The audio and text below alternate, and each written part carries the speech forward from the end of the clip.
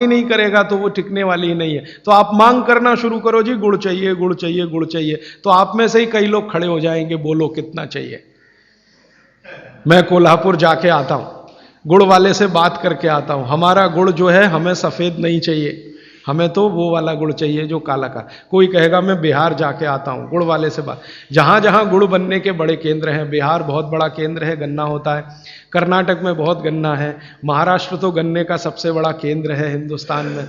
आपका महाराष्ट्र आपके बॉर्डर पे ही है, आंध्र प्रदेश में बहुत गन्ना है, तमिलनाडु में भी गन्ना है, कई इलाके तमिलनाडु में गन्ने के। जहां जहां गन्ना होता है वहां गुड़ बन सकता है। आप गुड़ बनाने वाले को बस संपर्क कर लीजिए कि देख भाई, तू इसमें वॉशिंग पाउडर मत डालना, तू इसमें वॉशिंग पाउडर मत डालना, लगे तो 2 रुपए किलो ज्यादा ले लेना। तो वो जो 2 रुपए किलो का लालच है वो ही उसको ईमानदार बना देगा। आप ले लो उससे। वो कहता है जी मेरा गुड़ 15 रुपए किलो, आपको मैं 17 रुपए किलो ले लूंगा, तुम इसमें ये जहर मत डालना। और वो 2 रुपए किलो आपने जो ज्यादा दिया वो जिंदगी के लिए कोई घटिया सौदा नहीं है, बहुत फायदे का सौदा है। तो गुड़ बनाने वाले इस देश में आज भी हजारों की, लाखों की संख्या में हैं, गांव गांव में हैं।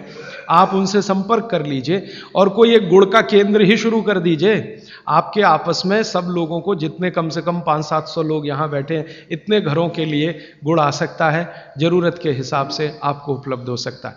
तो ये मत कहिए कि मिलता नहीं, हर चीज इस देश में मिलती है, छोटे छोटे गाँव में भी उपलब्ध है। कुछ लोग गुड़ खाइए, कुछ लोग काकवी खाइए, माने जिसको राब कहते हैं।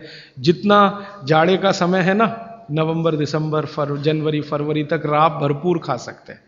दही में राब खाइए, दूध में राब खाइए, हलवा राब का बनाइए, गुड़ का हलवा बनाइए, गुड़ दही में खाइए, गुड़ दूध में खाइए। अब गुड़ को दूध और दही में खाने का नियम है, वो बागभट्ट जी कहते हैं।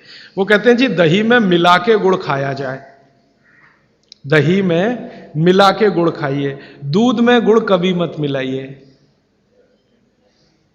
दूध में गुड़ कभी मत मिलाइए, दही में मिला के खाइए।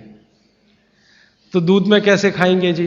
दूध में ऐसे खाएंगे कि पहले गुड़ खा लीजिए, पीछे से दूध पी लीजिए, या दूध पी लिया पीछे से थोड़ा गुड़ खा लीजिए। दूध में गुड़ मिला नहीं सकते, और दही में कभी भी बिना मिलाए मत खाइए। आप में से कोई बिहार वाले हैं ना, तो वहां पर एक बहुत बढ़िया व्यंजन मिलता है, उसका नाम है दही चूड़ा।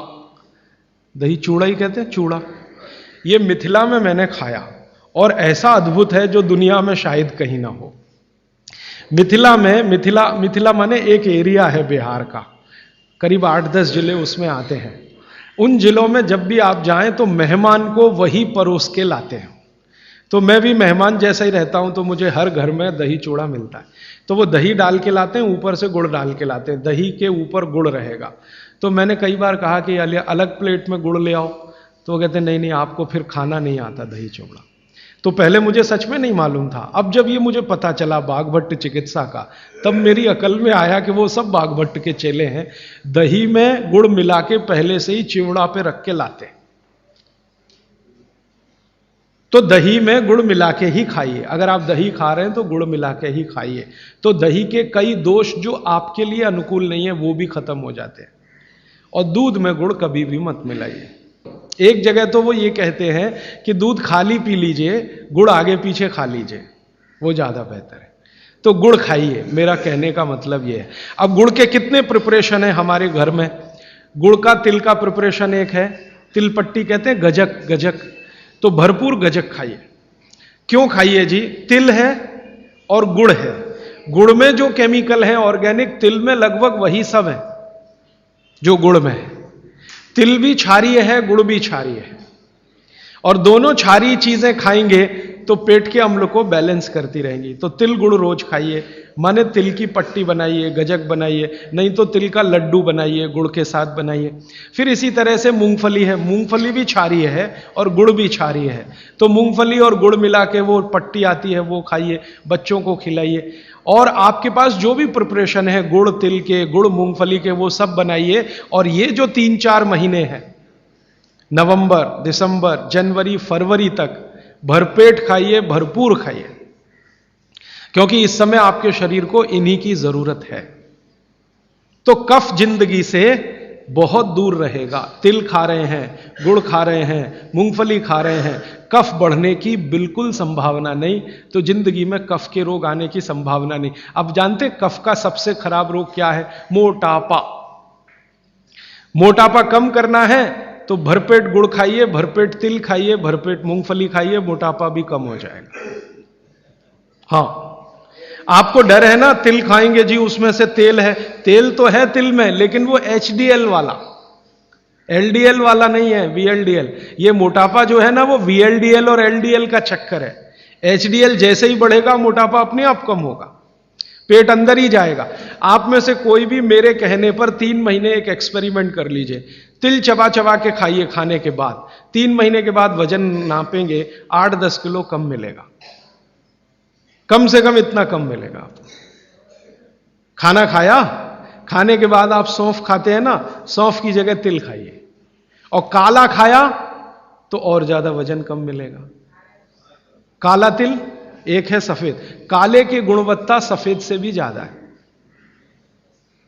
लेकिन ये इन्हीं 4 महीनों में, गर्मी में अगर आपने यही तिल खाया तो प्रॉब्लम आएगी। भागवत जी कहते हैं कि तिल खाने का सबसे अच्छा समय वही है जो आज चल रहा है, ये फरवरी तक चलेगा। तो फरवरी तक, और कभी बहुत ज्यादा लिबरल हो तो होली के दिन तक वो कहते हैं तिल खाने का समय है। होली होते ही तिल कम करिए या खत्म करिए। फिर कुछ और चीज आएगी, वो क्या आएगी वो मैं बता दूं, लेकिन आप ये करके देख लीजिए। 4 चीजों को ज्यादा उपयोग आप करेंगे, वजन आपका कम होता जाएगा, पेट का अम्ल कम होता जाएगा, घुटनों के अंदर का जो कई बार कहते हैं ना डॉक्टर यूरिक एसिड जमा हो गया जी, यूरिक एसिड। यूरिक एसिड क्या है? अम्ल ही तो है। तो ये यूरिक एसिड आपको कम करना है, तो गांठ के सब जो माने जोड़ों के दर्द आपको कम करने हैं, तो इनके लिए ये सब चिकित्सा बताई है। तिल है, गुड़ है, और मैंने एक चीज बोली थी कि अगर आप जैन नहीं हैं तो शहद है। शहद में भागवत जी कहते हैं छोटी मधुमक्खी का शहद, बड़ी का नहीं। तो शहद लाएं तो उसको पूछ लीजिए। तो एक हिस्सा हो गया कफ का। अभी दूसरा पित्त का हिस्सा। पित्त का हिस्सा बहुत क्लियर है, एकदम स्ट्रेट फॉरवर्ड है कि घी ज्यादा खाएंगे पित्त आपका हमेशा सम रहेगा। और ज्यादा घी खाने का जो समय है वो बारिश के दिनों में और ये जो गर्मी के दिन होते हैं ना, उस समय घी ज्यादा खाइए ताकि पित्त को कंट्रोल करके रखे। और वात के लिए मैं पहले ही बता चुका हूं, शुद्ध तेल।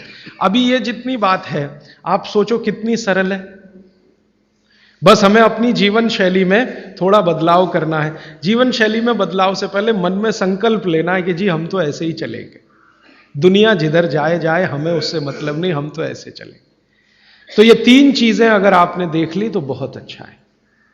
अब थोड़ा आगे चलें। अब और दूसरी चीजों पे मैं चलता हूं कि और कौन कौन सी चीजें हैं जो आपके आसपास हैं और आपके वात पित्त कफ तीनों को सम पे लाने में मदद कर सकती है। ये तीनों समभाग में रहें तो अच्छा होता है। और कौन कौन सी चीजें हैं? तो भागवत जी कहते हैं रसोई के बाहर जाने की जरूरत ही नहीं, सब वहीं है।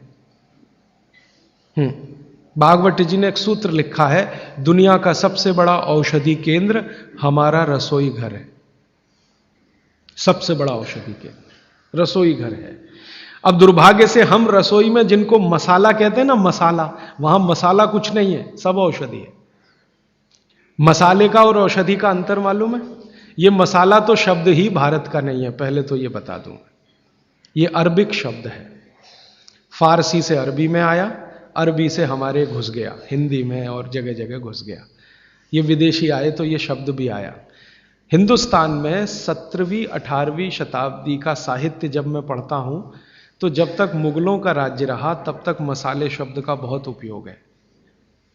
मुगलों के राज्य के पहले एक भी जगह किसी भी शास्त्र में मसाला नहीं है। चरक संहिता पढ़ी मैंने, कहीं भी मसाला नहीं है उसमें। सुश्रुत में कहीं मसाला नहीं है, भागवत की कहीं मसाला नहीं है। पुराने जितने लेखक हुए हैं ना 10वीं शताब्दी के पहले के, कहीं भी किसी ने मसाले शब्द का इस्तेमाल ही नहीं किया। हर जगह है तो औषधि है, औषधि औषधि, जीरा औषधि, धनिया औषधि, ये औषधि के रूप में है।